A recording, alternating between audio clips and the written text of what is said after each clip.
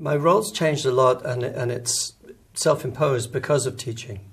Because I can no longer really do production design and be teaching at the same time.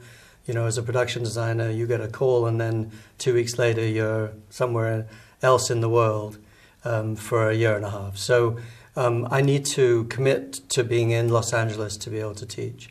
So what I've done is I've kind of adapted my business a little bit to really talk about this idea of world building as a capability in the front of production.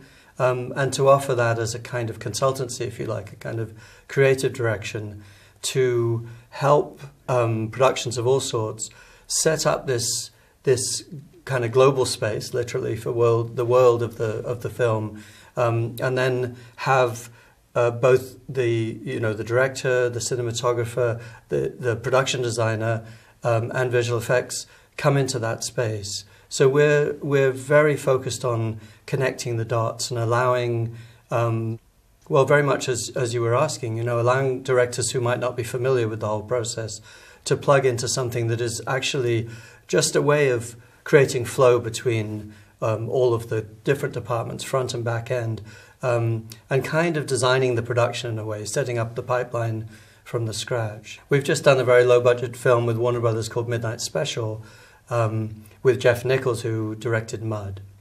A conventional road movie, but with a twist. It has glimpses of another world in it. And that world is something that we designed completely as a sort of outer shell for the core story. And then we integrated with a production designer in New Orleans and with the director in Louisiana and with visual effects in Los Angeles, and continue to connect the dots between the pre-production and now going through post. I continue to sit in on the visual effects and help that world develop all the way through.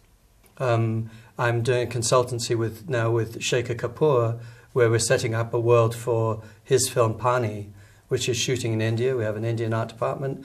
But it also requires this strong connection between the design intent, the visual effects outcome, and where you make that separation. You know, all of the cost that is killing the film industry right now is between the analog and the visual effects and the virtual production piece.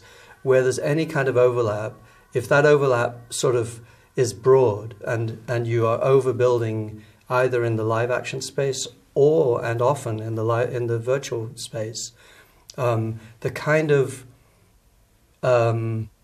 abdication of responsibility that I think happens in a lot of films, which comes down to fix it in post, you know, which really we know enough now, we're sophisticated enough not to have to do that, to really plan very carefully in the beginning of film so that the post-production is not overly expensive, and neither is the front end building things that don't need to be built. So our focus is on how to create that very efficient workflow. I'm disturbed by the trend in pitch viz, let's say, towards a kind of polish. And I know Christopher speaks about this too. This idea of locking down the film in previs, as it were, so that the executives have a sense of it. I think we really have to resist that strongly, because what you're really doing is setting an impossible level for a film that has yet to be budgeted, has yet to be broken down as a production, where assets are being created willy-nilly just to make the film look good at that moment. Fair enough if it helps sell the film, but if it then commits the director to making a film that is outside the scope of the budget or doesn't really relate to his creative intent, that's disastrous for us all. You know, that's not entertainment anymore. That's creating kind of bad industrial practice. So I think that our focus should be and is on just making good tools for telling better stories. And there is an arc to the development of a film, to the development of a story, to the way that you build into the emotional content that really all comes together when the actor and the director and the camera are in the environment, that we have to focus on and not preempt that. and not try and do these, terrible performances that you see in pitch viz of, wooden animated characters that really, to my mind, are underselling the possibility.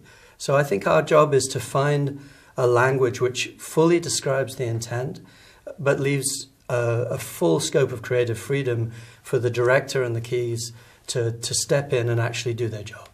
It's central to the process. It's a very political business anyway. And I think the production designer, at the beginning anyway, is in this very political position where you are trying to help move all of the component parts together to actually to focus on that thing that I would call production value, which is put the money on the screen. Don't waste, create an efficient process at the front end. Ultimately, I'm not actually remotely interested in technology. I'm interested in the idea that we have very, very capable tools that allow us to get ourselves in this dynamic creative relationship quicker, with more transparency, and ultimately with the best opportunity that I've ever seen for real collaboration.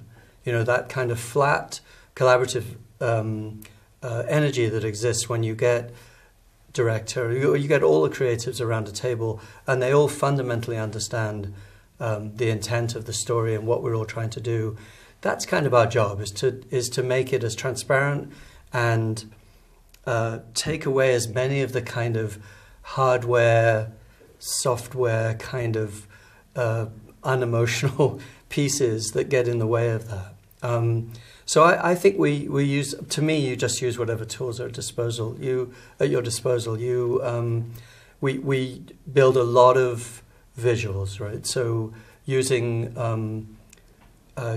research and reference material to create the atmospheric kind of intent of the film that then is translated while you're also developing kind of the 3D environments, is then translated into illustrations, constantly using that as a reference, but not as a crutch, not as a pitch, but to use illustration directly derived from the possibility of the film space, so what we can afford to build, and then painted, lit in a very quick and efficient way in an illustration, lets everybody know what the final intent's going to be. Then you can keep things like the visualization, the rapid prototyping at a much lower resolution, and keep that efficient and low cost. As you say, though, ultimately the idea is to make everybody comfortable and give them the opportunity to work at their creative best and not put things in the way of that. So I think our focus at the moment, and very rapidly, because of, my practice changed a lot when I started teaching, because I was starting to work with a lot of interactive media students, and was suddenly thrown into the midst of another industry, into the game industry and the tools of the game industry. And the most exciting thing about that is the opportunity for real time, for this immersion in an immersive, interactive environment that is reactive, that is stimulated by the person who have their hands in it in real time in the digital space. So a virtual camera is a game changer, because you have one foot in the real world and you have one foot crossing the membrane into the virtual world simultaneously. If you keep that in real time and you don't think about having to record and push out quick times or do rendering, we're really looking at game engines to do very, very high-speed rendering, to do very high-quality rendering in a real-time environment. We're working with a virtual camera now that has up to 200 lights in it that can be rendered in real time, where you can move actors through that space. You can get performance capture, or you can push animation through that space. You can lock focus. You can attach to a dolly or a track with that virtual camera. And you're giving these tools in the most simple way, with the most familiar way, back into the hands of the creatives, as I was saying earlier.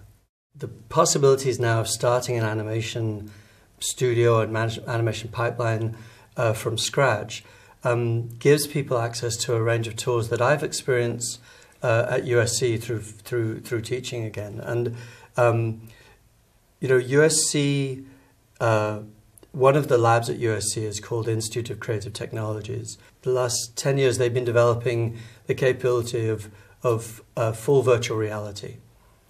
So one of the tools we have at our disposal now, and we've seen that with Facebook buying the Oculus Rift, is the opportunity to immerse ourselves completely in the environment. I think that if you look at mixed reality tools, augmented reality and virtual reality, as tools of pre-production where you can immerse the players, the actors, the director, inside the atmospheric environment before it's ever built, that seems like an exciting piece.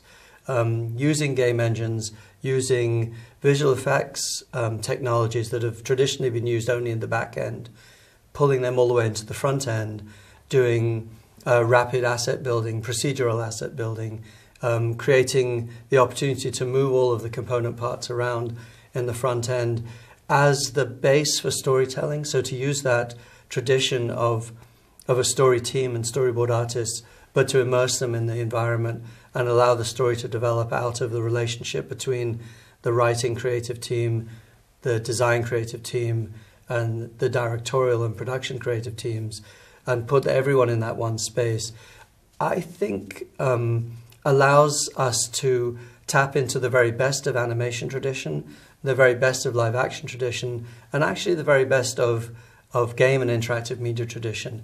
I think the future, the most exciting thing to me about the future is this confluence of the skills that we all share in a kind of new kind of collaborative work environment.